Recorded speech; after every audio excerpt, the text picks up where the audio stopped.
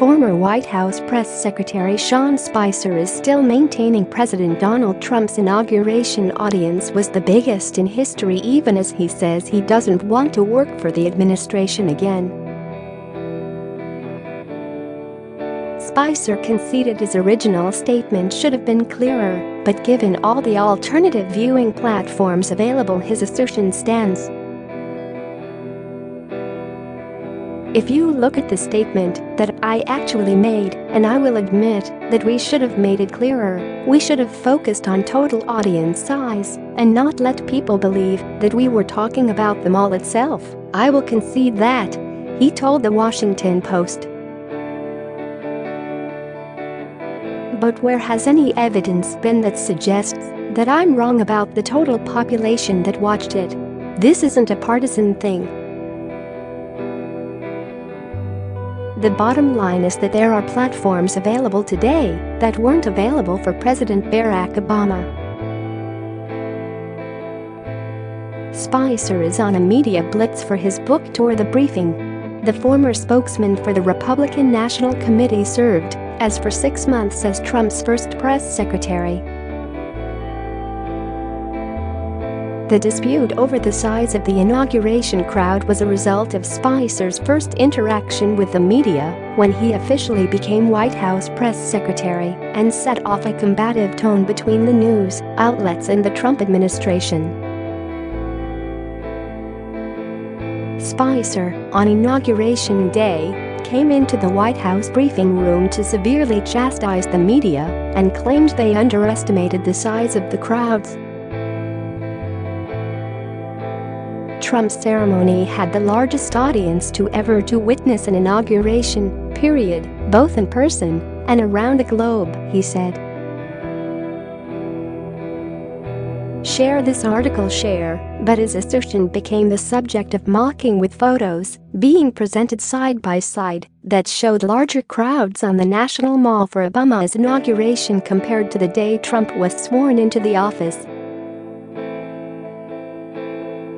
His contentious relationship with the press became the subject of frequent sketches on Saturday Night Live, where he was portrayed by actress Melissa McCarthy.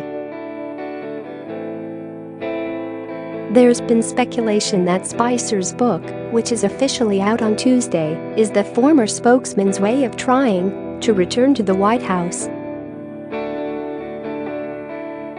It's a charge Spicer denies. "I would wholeheartedly disagree with that," he told the Post. "I really was honored to do it, but there's a lot of things that I've had the opportunity to do, and I'm glad I did them, but I've moved on, and this was only one of them." As to what advice he would give the president now, Spicer suggested Trump should show his softer side. "I think he should share more of a personal window into his thinking. Letting his personal side show would be very helpful. And he should try to kill them with kindness more, not necessarily always harass. But I think I have an understanding why he reacts the way that he does. He has a street fighter, brawler mentality.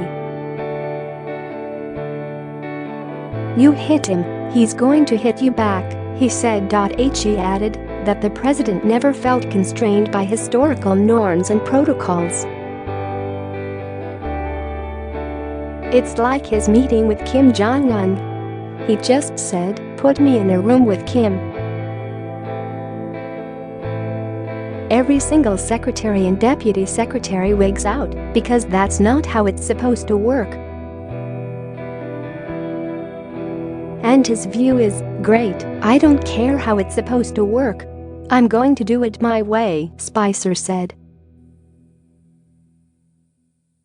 Spicer announced his intention to resign as press secretary on July 21, 2017, after Trump appointed financier Anthony Scaramucci as White House communications director.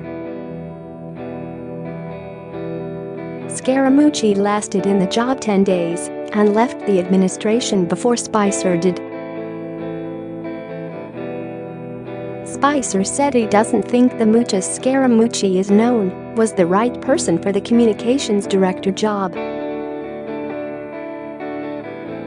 I didn't really have anything against Anthony, personally, and to be honest I didn't know him that well, he said. But I don't believe he was the most effective person for that job, nor did he have the skill set or qualifications to do that. And you're right, that came across. But my overlap with him was only 10 days, and I have not spoken to him since then.